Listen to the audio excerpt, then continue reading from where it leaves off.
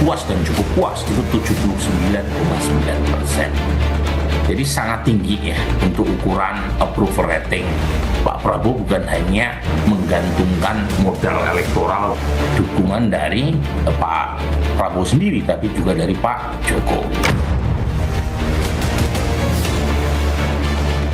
Saya kalau ditanya lagi gimana dukung Pak Prabowo, lah kok nanya sama saya itu tuh, saya ini kalah aja 15 tahun, ya kan? Ya kalau sudah seperti ini, tentu untuk merealisasikan program-program Bapak Presiden 5 tahun nggak cukup.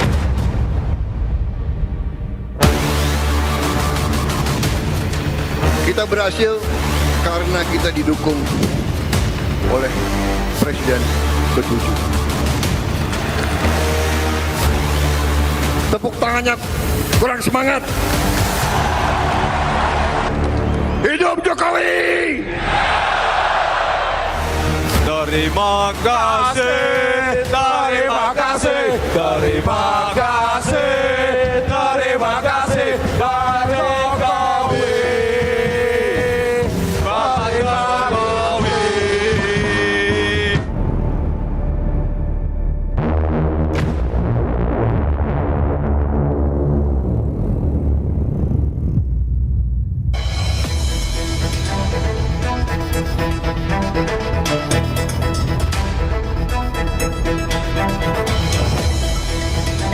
Selamat malam. Belum genap 2 tahun pemerintahan Prabowo Gibran dengan kompleksitas persoalan bangsa. Parpol koalisi sudah bicara dukungan Prabowo 2 periode. Hanya menyebut Prabowo tanpa Gibran. Manuver parpol koalisi coba-coba menggeser Gibran di 2029. Inilah Satu Meja The Forum malam ini bersama saya, Yogi Nugraha. Untuk membahas tema malam ini sudah hadir di studio Kompas TV Mas Saiful Huda dari PKB. Malam Mas Yogi. Malam Mas Huda.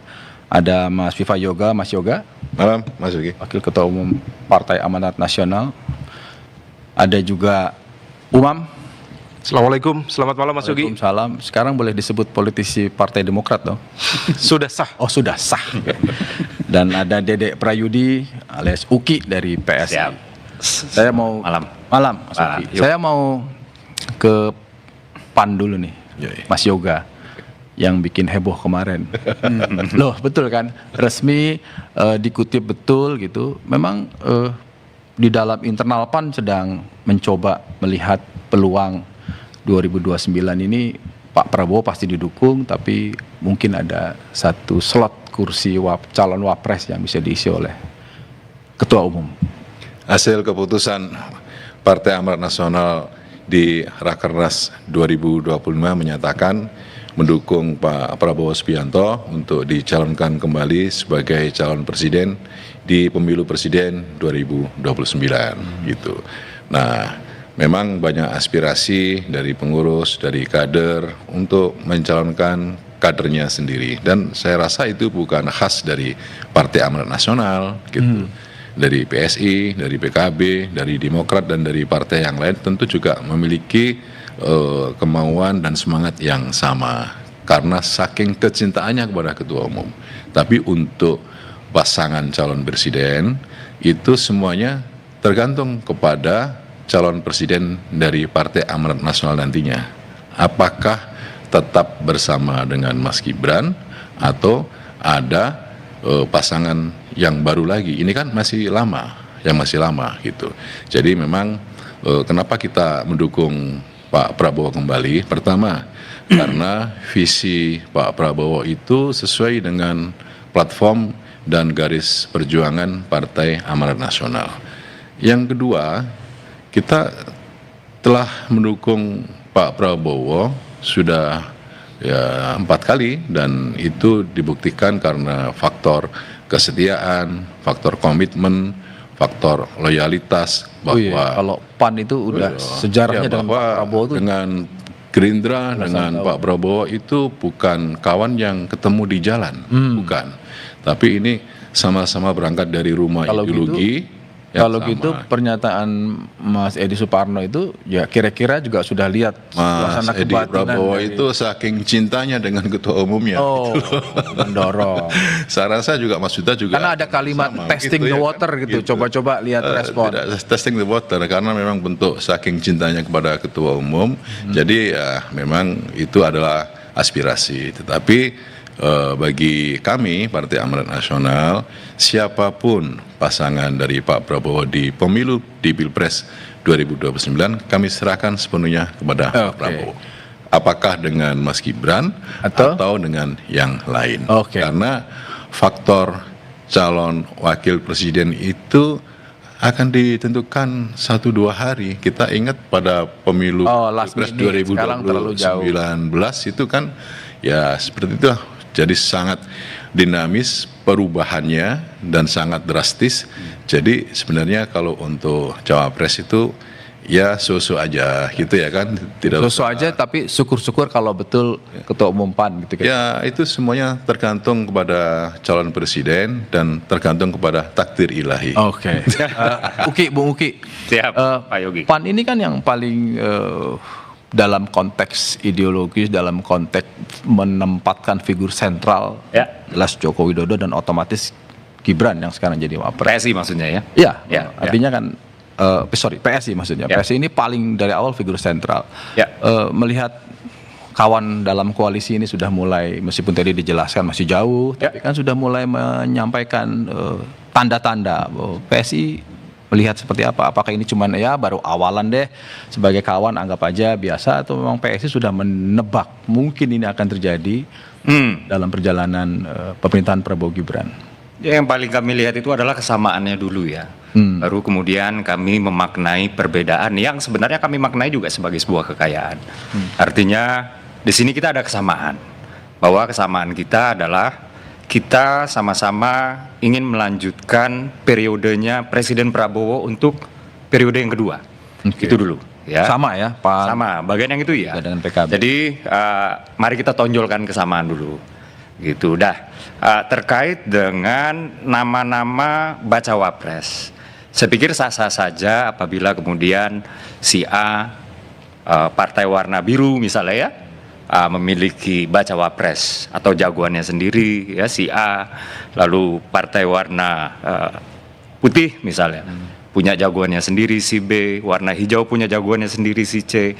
Saya pikir itu sah-sah saja dan setiap partai politik juga memiliki hak yang sama untuk mengekspresikan, oh jagoan saya yang ini. Tapi tentu itu semua nanti kan ada mekanisme formal di masing-masing partai dan itu semua kan masih agak lama ya, masih agak Ini lama. kan begini Bung Uki, ini Ya. kan hampir semua yang ada di sini konteksnya mendukung Prabowo 2 periode sudah pastilah. Ya, Most likely sudah akan ke sana. Ya. Yang persoalannya kan kunci cawapresnya kan cuma satu. betul. Nah, PSI misalnya berkali-kali mengatakan kami punya inspirasi kalau bisa ya Mas Gibran. Betul, betul. Dan ini kan sudah dikristalkan ya oleh bapak ideologis kami, oleh inspirator kami yaitu Pak Jokowi. Pak Jokowi sudah berkali-kali mengatakan bahwa periode berikutnya adalah Prabowo Gibran 2 periode. Dan itulah yang akan atau yang sekarang menjadi aspirasi kami. Itulah yang sekarang menjadi pilihan kami, kurang lebih seperti itu. Sampai hari ini. Sehingga kalau ada partai politik seperti partainya Mas Yoga itu memunculkan nama Mas. Ah, itu kan sah-sah saja. Oh, sah saja. Enggak pada merasa akhirnya terganggu kan, ya? pada akhirnya kan Pak Prabowo sendiri yang memilih. Oke. Karena, Oke. karena ini Pak Yogi, kalau soal cawapres itu bukan soal ownership, artinya ini kadernya siapa, si A, si B, bukan. Tapi itu adalah soal compatibility, kecocokan Pak Prabowo dengan Jadi boleh aja ya sosok di awal dimunculkan Iya, boleh Pak. aja kan. Oke. Nggak apa-apa. Saya ke Mas Umam nih. Ya Partai Demokrat kan sudah nggak ada lagi lah kadernya selain ketua umum. Dan seringkali juga kita menebak tidak pernah terucap tapi muncul kayak malu-malu tapi penampilannya udah kayak calon wakil, iya kan? Jadi gimana melihat begini, mau memunculkan juga atau berbeda caranya dengan Partai Amanat Nasional?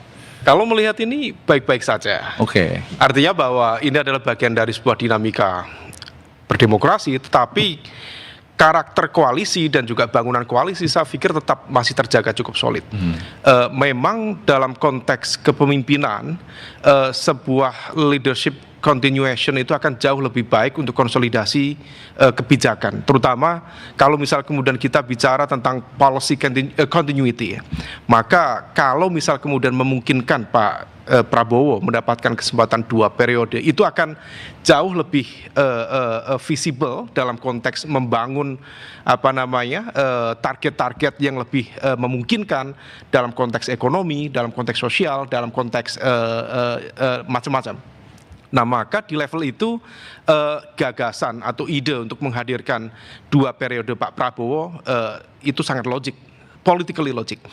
Adapun kemudian terkait dengan konteks positioning yang kedua, apakah kemudian dengan komposisi yang sama ataukah dengan komposisi yang berbeda sebagaimana diaspirasikan oleh sahabat-sahabat di PAN, saya pikir itu tadi saya setuju yang disampaikan Kang Uki dari PSI bahwa political chemistry itu satu hal yang kemudian memang perlu untuk dicerna oleh Presiden. Karena dalam sistem presidensial memang akuntabilitas kekuasaan tertinggi berada di tangan Presiden. Memang kita akan berusaha, berikhtiar, tadi yang disampaikan Pak Wamen, bahwa setiap partai tentu memiliki aspirasi untuk menghadirkan yang terbaik bagi atau menyebut tidak ada satupun partai yang tidak menginginkan ketua umumnya. Terlebih kalau misal kemudian banyak di antara kita yang mempercayai tentang teori kutel effect atau efek ekor jas. Tetapi bahwa itu menjadi sebuah otoritas yang tidak mungkin diintervensi dalam konteks pemilihan, bahwa kemudian Presiden memiliki kewenangan untuk kemudian memilih, tentu dengan berbagai kalkulasi yang ada, mulai dari elektabilitas, ideologi, kemudian cara pandang, visi, misi, sampai kemudian hal-hal yang barangkali terkait dengan idiosinkratik. Bagaimana latar belakang yang bersangkutan, apakah bisa memberikan impact atau efek elektoral yang signifikan, itu semua akan diuji. Nah, proses pengujian itu tentu bisa melewati 2 hal. Pertama, dalam konteks menghadirkan pola komunikatif. Jadi ada ruang dialogis yang dibangun di dalam internal koalisi, atau barangkali Presiden dalam konteks ini Pak Prabowo memiliki ijtihad yang lebih kuat untuk menentukan ABC dengan kalkulasi, dengan perhitungan yang lebih matang. Dari penjelasan Mas Umam ini saya makin yakin bahwa Ketua Umum AHY sedang menyiapkan untuk kursi yang lebih. Semua pihak tentu menyiapkan, dan tentu kita berharap yang terbaik. Ini kan kita semua bisa membaca. Saya mencoba ini bukan menyimpulkan, tapi melihat udah betul berarti. Nah, sebelum ke Mas Huda, kita sama-sama mendengarkan pernyataan Presiden Prabowo waktu itu nyari-nyari Ketua Umumnya Mas Huda. Kita dengarkan dulu. Tapi di sini koalisi kita kuat kan? Ketua partai semua ada semua ya? Ada. Ketua PKB ada? Oh. Kayak Pak PKB yang harus diawasi terus ini. Loh, Pak sudah. Itu apa maksudnya? Gini sengaja. Jadi ini kan semua partai koalisi nih. Kan semuanya kan dibilang kita sama semua nih soal mendukung Prabowo bahkan dari awal ya kan. Tapi khusus partainya Mas Ketua Umum itu sampai dicari, diawasi. Apakah ini yang membuat kemudian Caimin itu kemarin menyatakan langsung mendukung atau ada apa sih dicari-cari? Saya nggak tahu persis, tapi ini persepsi kami. Berarti yang PKB ini sesuatu di mata Pak Presiden. Dan sejarahnya memang betul ada kan, sempat lontang-lontung bersamaan kan gitu kan. Setahun kita bareng. Iya. Sebelum Mas Anies, Viva Yoga datang. Gimana Mas? Kalau PKB melihatnya satu, jadi atensi dari Presiden ya karena memang sejarahnya pernah berpisah dengan Pak Prabowo meskipun begitu pemerintahan terbentuk kembali lagi dengan Pak Prabowo gitu kan sampai sekarang. Sebenarnya ada 3 hal catatan di kami ya. Dulu di saat kami mencalonkan Gus Muhaimin sebagai calon wakil presidennya Mas Anies, kami merumuskan banyak agenda waktu itu. Agenda ini bagian dari evaluasi kami kira-kira 15 tahun terakhir pemerintahan yang ada di Indonesia. Lalu jadilah visi misi itu, dan di situ banyak isu termasuk karena kami ini termasuk representasi dari kelompok bawah di Republik ini, itu menyangkut soal pentingnya berbagai proteksi yang harus dimiliki oleh rakyat kita di bawah, baik terkait dengan akses ekonomi, akses pendidikan dan seterusnya itu. Nah, setelah kami diajak Pak Prabowo bergabung dan Pak Prabowo menyampaikan dalam 3 kali forum resmi official PKB, menyampaikan bahwa beliau punya cita-cita ingin merubah sistem ekonomi kita di tengah liberalisme ekonomi yang sangat nggak terkendali ini, kembali apa yang kami sebut sebagai ekonomi konstitusi, yaitu pasal undang-undang pasal 33 undang-undang dasar kita, itu yang lalu menjadi salah satu refleksi pertama. Kenapa kemarin waktu kami audiensi kepada Pak Presiden, Caimin menyampaikan secara terbuka pada beliau di dalam forum audiensi itu, Pak, kami mendukung Bapak untuk 2 periode ke depan. Jadi semangatnya salah satunya adalah karena Pak Prabowo komitmen dan konsisten 1 tahun ini akan membawa perubahan sistem baru kembali kepada ekonomi konstitusi. Itu yang pertama. Yang kedua, saat yang sama kita ingin jalannya pemerintahan ini efektif dan produktif. Itu butuh soliditas yang kuat dari partai-partai koalisi, dan karena itu semangat supaya ini tidak berjalan di tengah jalan atau berhenti di tengah jalan pemerintahan Pak Prabowo yang sudah meletakkan, bahkan disebut oleh Caimin tambah lagi 5 tahun ya, pas 10 tahun gitu kan. Kira-kira pokoknya semangatnya minimal 2 periode. Caimin nih kalau ya, 2 periode. Nah, itulah yang lalu kami mempertegas 2 periode mendukung beliau, salah satunya supaya pemerintahan ini berjalan efektif dan produktif. Yang ketiga, kami menegaskan dari sepanjang sejarah rekam jejak PKB, begitu PKB masuk menjadi bagian dari koalisi, total. Kami nggak pernah setengah hati, kami totalitas. Nah, karena itu kira-kira jokes dari Pak Presiden itu kira-kira karena kami memang lama nggak pernah gabung. Karena ada kalimat perlu diawasi itu loh. Jangan dijawab dulu soal perlu diawasi, kita akan kembali setelah yang satu ini. Jadi forum.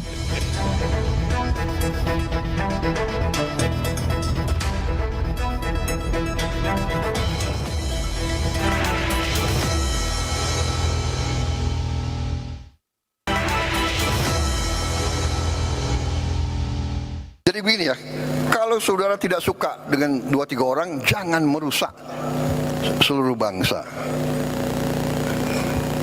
Kalau tidak suka sama Prabowo, silahkan 2029 bertarung. Jadi forum, Mas Umam, Siap. nggak mungkin kan ini tudingannya ke Demokrat. Enggak dong. Ya pasti suka semua di sini kan, nggak mungkin ya kan. We are very good boy. Iya dong, nggak mungkin. Udah dapat Menko, dapat Menteri ya kan, mendukung ya kan. Tapi kalau bagi Demokrat nih melihat, apalagi tadi sudah ada pernyataan melegakan dari UKI mewakili PSI bahwa boleh-boleh aja semuanya mengajukan. Ini bicara soal calon wakil presiden. Bagi Demokrat ini peluang, tantangan, dan cara membacanya yang paling elegan seperti apa? Dari statement ini tadi? Iya.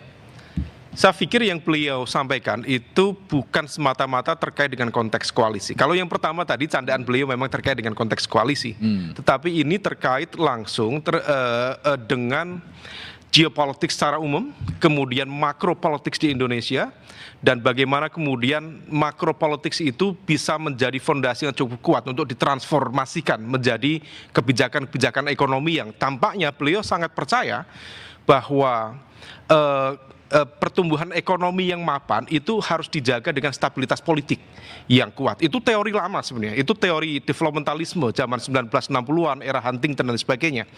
Tetapi dalam konteks situasi yang memang penuh dengan ketidakpastian, apa yang disampaikan oleh Pak Prabowo itu menjadi cukup relevan dan legitimate kembali. Nah, maka tentu ini menjadi sebuah peluang bagi siapapun untuk kemudian mengisi ruang ini supaya kemudian stabilitas politik itu bisa terjaga dengan baik.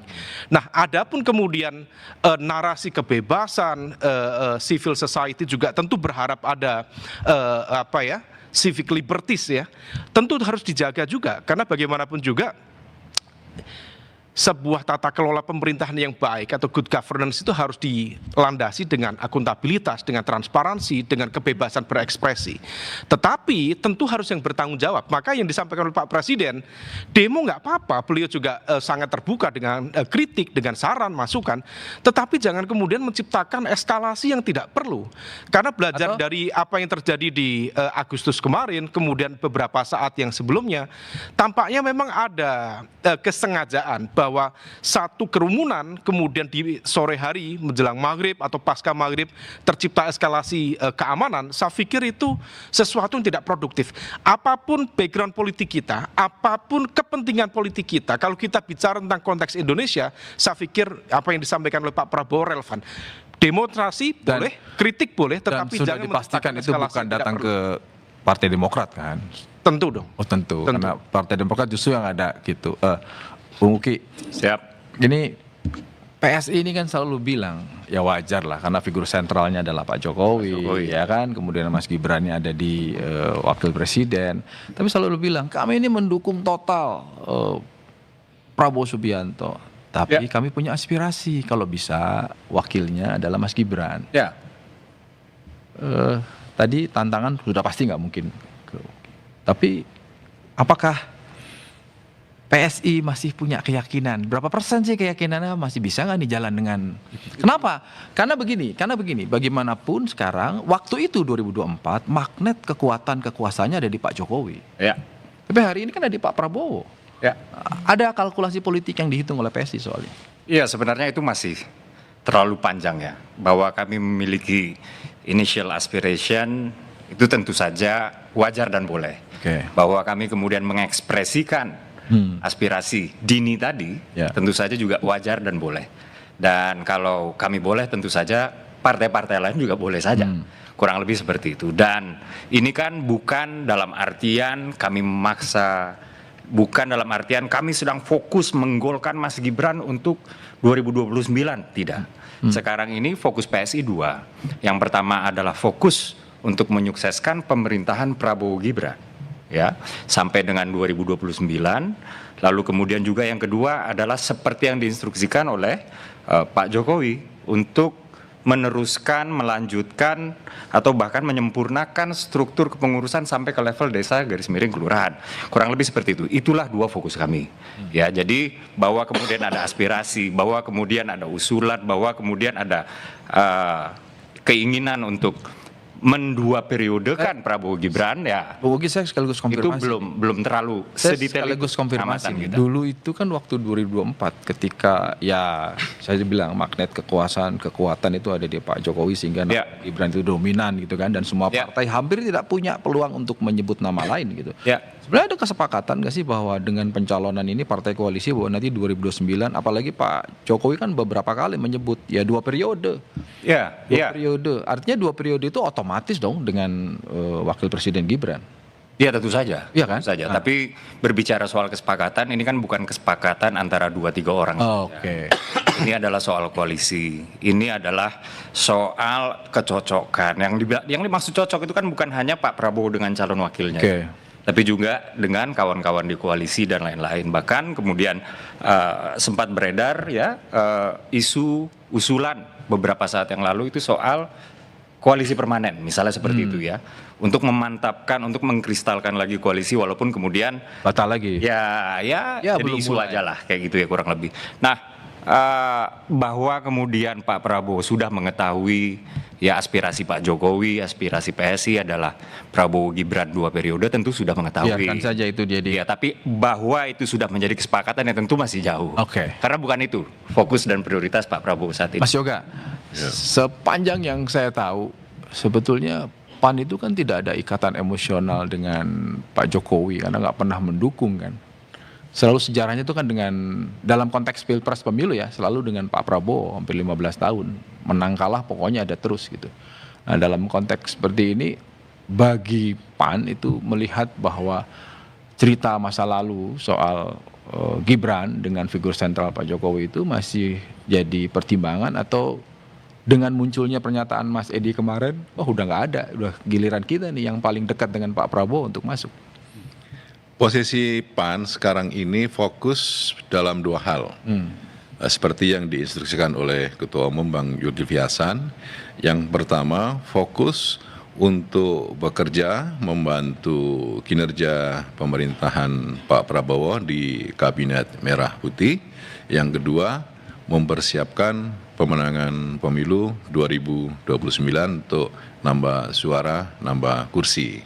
Kalau kemudian pasangan cawapresnya siapa, kami serahkan sepenuhnya kepada Pak Presiden Prabowo, karena dipastikan akan terjadi proses koalisi yang itu adalah hasil dari kesepakatan kolektif kolegial dari koalisi yang akan ditentukan secara bersama-sama bersama dengan Pak Presiden Prabowo siapa yang akan ditunjuk nantinya. Tapi itu kan masih lama, karena masih lama dan situasi sosial politik juga dinamis, maka itu tidak menjadi bagian yang prioritas bagi Partai Amanat Nasional gitu. Jadi kalau kemudian ada letupan seperti yang kemarin itu ya sesuatu yang Dan dikeluarkan. wajar saja, Oh, wajar saja. biasa saja gitu, dan itu adalah bagian dari aspirasi kader, dan tentunya juga kami sepakat di internal Partai Amanat Nasional untuk terus fokus bekerja meningkatkan kinerja pemerintahan bersama dengan Pak Prabowo, dan fokus untuk melakukan restrukturisasi dan persiapan pemenangan pemilu 2029. Soal kemudian ada dinamika di internal partai yang lain, kami tidak masuk pada wilayah itu. Oke. Karena itu kan bagian dari rumah tangga orang, dan tentu kami ada di luar, akan ada multi tafsir yang menjadikan kita tidak bisa melakukan sesuatu yang positif. Oke. Karena itu bukan bagian dari kami gitu. Oke. Mas Huda, kalau melihat Cak Imin ini kan banyak geser, terlalu ada di ujungnya pasti akan kembali ke Pak Prabowo, kemarin tadi dicari gitu kan. Ya kan?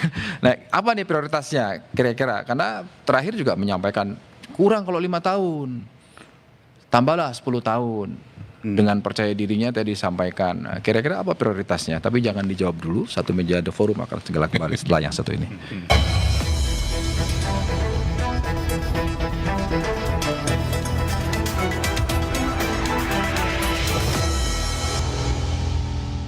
Kalau ditanyakan hari ini, saya dukung Pak Zulkifli mendampingi Pak Prabowo di tahun 2029 tentu. Dan bagi saya itu juga akan menghidupkan mesin partai. Ya, kader-kader juga akan tergerak untuk mendukung ketua umumnya.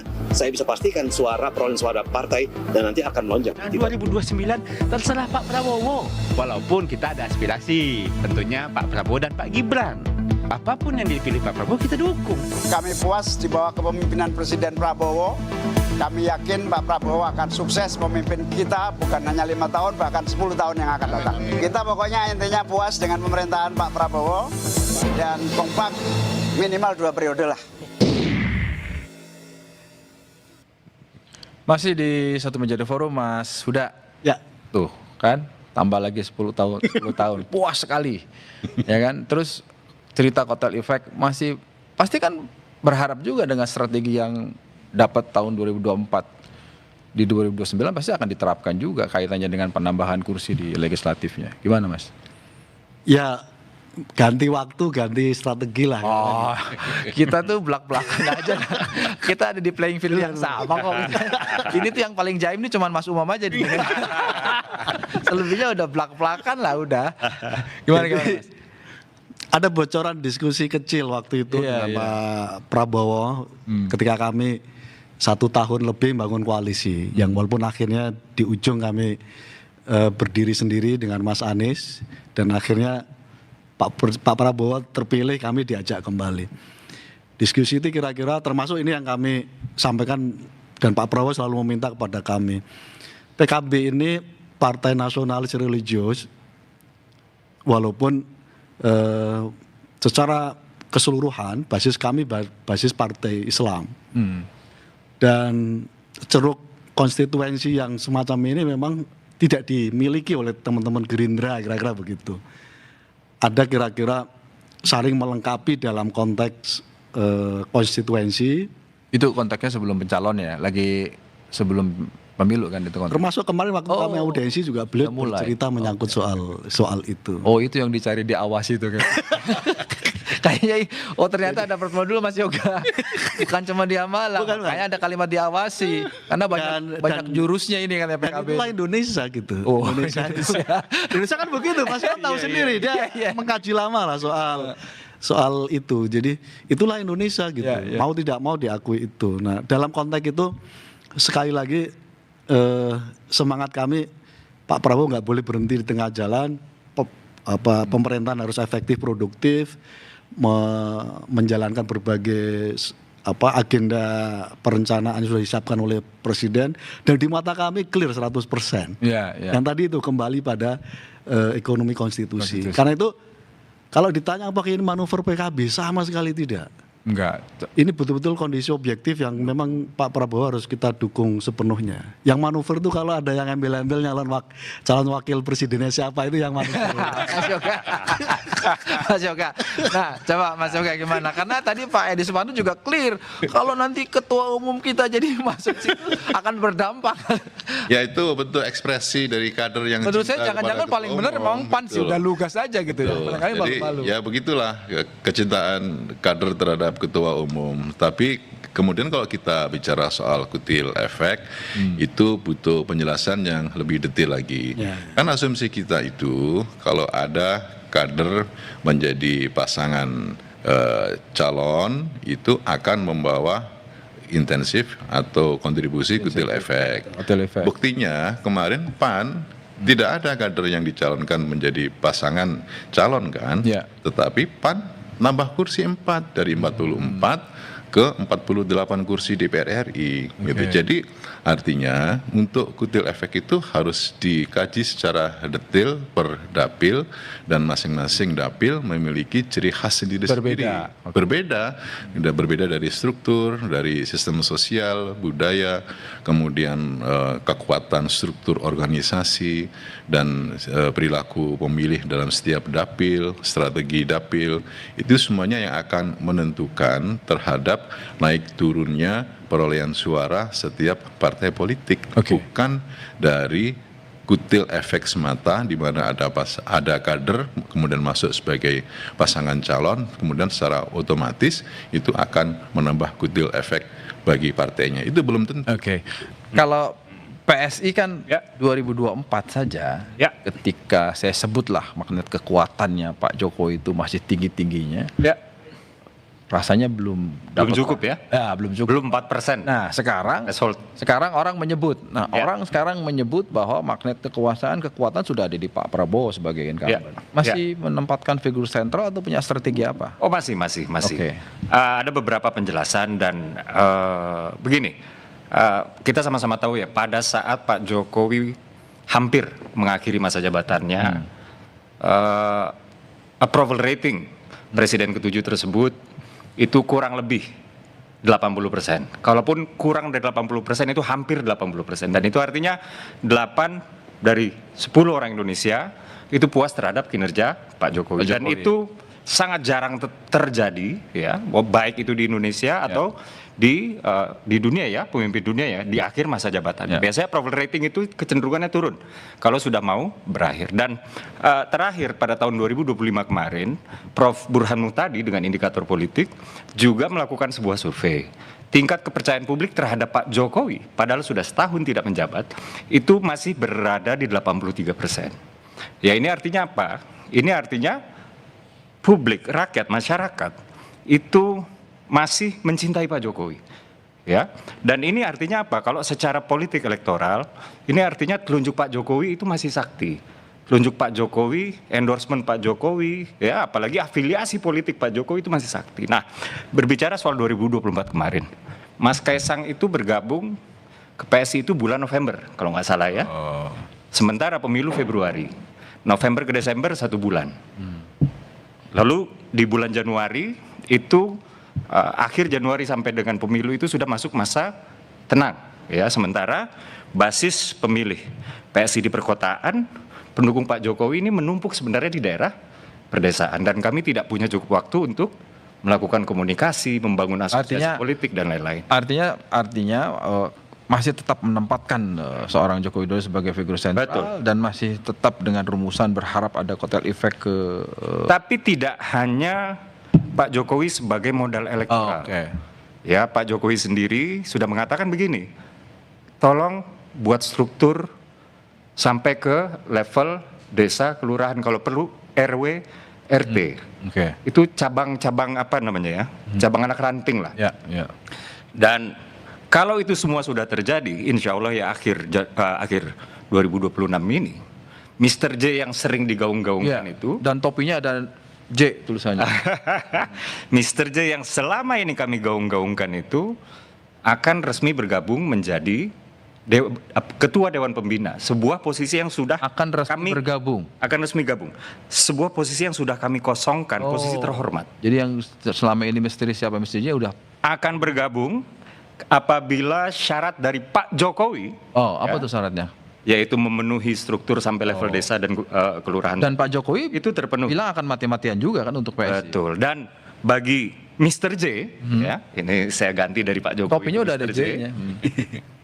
Bagi Mr. J tidak akan mudah dan tidak mau dikasih mudah untuk PSI agar si Mr. J itu bergabung. Jadi kerjanya bareng-bareng.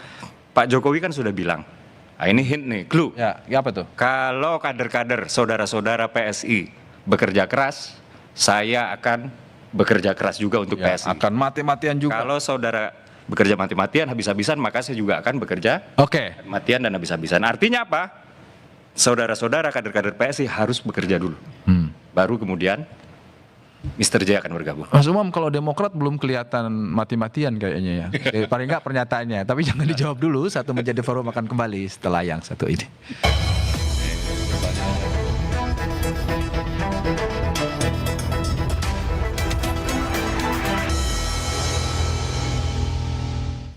Masih di Satu Menjadi Forum, Mas Umam. Ya. Mati-matiannya kelihatan dong. Pak Ahy ini kan kalau ditanya ya kami semua ini pasti mendukung lah, partai koalisi nggak ada satupun. Dan kemudian modal utamanya kalau Pak Prabowo bisa maju lagi adalah kalau kinerja bagus, dan salah satunya ditopang oleh 4 partai yang ada di sini kira-kira kan. Kalau dari Partai Demokrat Mas Ahy nggak mau lebih lugas lagi gitu ngomong, ya saya ini harus dipilih oleh Pak Prabowo dengan kualifikasi tadi itu. Saya punya kelebihan soal global dan sebagainya. Silakan.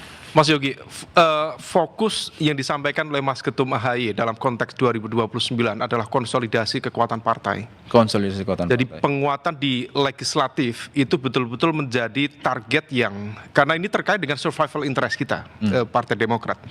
Maka itu yang kemudian menjadi pijakan utama. Adapun kemudian terkait dengan bagaimana di Pilpres dan sebagainya, secara umum kita pegang satu pitutur ya, pitutur Jawa itu ada yang mengatakan lamun siro kenceng ojo ngelancangi. Meskipun Anda kenceng jangan ojo kemajon. Nah, maka kemudian dalam konteks etika berpolitik kita betul-betul menjaga itu dengan baik. Meskipun di saat yang sama Mas Ahy sebagai kader terbaik di Demokrat juga tetap berusaha untuk menyiapkan diri secara kapasitas, pengalaman. In case kita juga tidak tahu, karena saya sepakat tadi yang disampaikan oleh Mas Vyayoga, presiden, wakil presiden itu bukan hanya soal elektabilitas, memang ada aspek ketetapan takdir di situ. Berapa banyak elektabilitas besar terjungkal dalam proses penyisihan. Artinya memang ada hal yang tidak bisa diukur dalam konteks elektoral, kemudian popularitas, tidak. Maka di level itu betul-betul fokus kita adalah partai, elektabilitas partai, kemudian peningkatan penguatan jumlah kursi di dan berharap DPR. Takdirnya Mas Ahy bagus untuk tentu semua pihak dalam konteks Indonesia ke depan berharap yang terbaik untuk Indonesia ke depan. Baik, Bang Uki. Ya. PSI masih yakin Prabowo Gibran 2029 atau menyiapkan suatu skenario yang kalau memang partai koalisi ini ternyata lebih dilirik oleh Pak Prabowo dalam konteks wakil presiden? Iya, sebenarnya mirip dengan statement Pak Umam dari Demokrat tadi ya, bahwa sampai dengan saat ini dari PSI sendiri sebenarnya fokusnya adalah untuk menguatkan Basis kaki-kaki, legislatif. otot-otot, ya tangan kami dengan jari-jari kami untuk pemenangan pemilihan legislatif, gitu. Jadi kalaupun ada aspirasi dan aspirasi tersebut bahkan sudah dijadikan public statement oleh Pak Jokowi yang merupakan patron politik kami, ya itu menjadi aspirasi kami juga. Gitu, dan itu kami pegang terus sampai dengan nanti akan tiba saatnya ya mendekati 2029 ketika Pak Prabowo sedang mempertimbangkan sebelum memutuskan berbicara dengan kawan-kawan koalisi. Nah, disitulah kami akan lebih banyak bicara. Tapi untuk saat ini kami fokus untuk menyukseskan pemerintahan Prabowo Gibran dulu, dan kami harap diskursus soal bacawa pres ini tidak terlalu mengganggu kekompakan koalisi. Saya penasaran. Mas Gibran ini kan setelah tidak jadi anggota PDI Perjuangan di PSI atau nanti ada partai baru? Wah, harusnya dijawab PSI dong. Sebaiknya ini ditanya kepada Mas Gibran. Karena saya bukan jubir Mas Gibran. Ya baiklah, saya hormati. Ya, Mas Yoga, PAN tadi sudah diucap, semua pasti akan bermuara kepada dukungan kepada Pak Prabowo, paling tidak di kerja-kerja kabinet, ya kan. Yang berikutnya kan tetaplah namanya juga partai, pasti dia satu punya konsolidasi, nambah kursi, kekuatan legislatifnya, tapi juga tidak menutup kemungkinan kalau ada ketua umumnya saking sayangnya tadi bahasanya itu muncul. Apa yang kira-kira dalam hitungan 3 tahun ini sebentar loh Mas untuk partai politik? Iya, hari ini dan ke depan instruksi dari Ketua Umum Bang Zulkifli Hasan untuk kader-kadernya yang ada di kabinet itu tetap fokus bekerja merealisasikan visi Astacita dalam program-program di kementeriannya, karena ini adalah bentuk dari pertanggungjawaban moral dan pertanggungjawaban politik dari kader Partai Amanat Nasional yang dipercaya sebagai pembantu Presiden Pak Prabowo. Dan yang kedua, kita fokus untuk melakukan revitalisasi, melakukan proses-proses kaderisasi di internal partai. Dan kalau kemudian soal Pilpres, itu ya kita serahkan sepenuhnya kepada Bapak Presiden untuk menentukan siapa pasangan calon wakil presiden yang terbaik. Tentunya kan tidak bisa ditentukan hari ini, ya kan, karena masih jauh. Dinamika masyarakat juga sangat dinamis, kemudian aspirasi yang berkembang dan situasi politik juga sangat dinamis, sehingga bagi Partai Amanat Nasional siapapun yang ditunjuk itu akan kami taati dan tidak menjadi bagian yang prioritas pada hari ini tentang siapa pasangan Bapak Prabowo. Kita prioritas hari ini membantu Bapak Presiden dalam kerja-kerja di kabinet. Yang kedua, untuk internalisasi Partai Amanat Nasional, kita melakukan kaderisasi, pengembangan kader yang militan, yang ideologis, dan mempersiapkan caleg-caleg untuk Pileg 2029. Mas Huda. Hati-hati loh, diawasi, ada strategi diawasi itu apa? Mungkin udah kebaca ini, ini kayaknya PKB ini yang penting namanya ada di kertas suara, akan mengulang 2024 gitu. Atau ya sama, akan membantu pekerja, tapi ada yang spesifik nggak buat Caimin yang di samping mengusulkan 10 tahun, nggak cukup 5 tahun itu? Ya kalau diskusinya soal cawapres, ya kita serahkan ke Pak Presiden lah. Tahapan itu PKB sangat. Tapi mengelola Caiminnya sebagai ketua umum supaya bisa ada di kertas suara. Kita sudah declare mendukung Pak Prabowo 2 periode.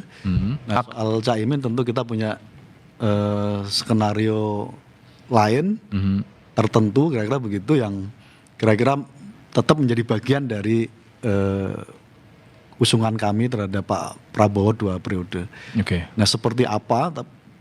Ya tentu semangatnya kira-kira dengan approval rating hari ini indikator hampir 79 ya. 79, dan menurut indikator itu masih ada bagian dari kekuatan Jokowi, faktor Jokowinya lah. Betul. Nah karena itu saya kira beberapa misalnya program pemerintah yang belum efektif perlu evaluasi. PKB siap untuk menjadi bagian dari itu semuanya. Karena sekali lagi semangatnya tantangan globalnya, geopolitik, ekonominya cukup membutuhkan Kompleksitas persoalan. Oke. kapasitas pemerintahan yang efektif. Di internal domestik juga banyak tantangan karena perubahan yang ingin dicita-citakan oleh Pak Presiden, tentu banyak pihak yang pasti terkena dampaknya dari perubahan sistem ekonomi ini. Kesimpulannya PKB dan Caimin pasti loyal ya sama Pak Prabowo. Sekali lagi PKB tidak punya catatan untuk tidak loyal ketika PKB sudah menjatuhkan pilihan untuk koalisi. Baik, terima kasih Mas Huda, terima kasih Mas Yoga, terima kasih Uki, terima kasih Mas Umam.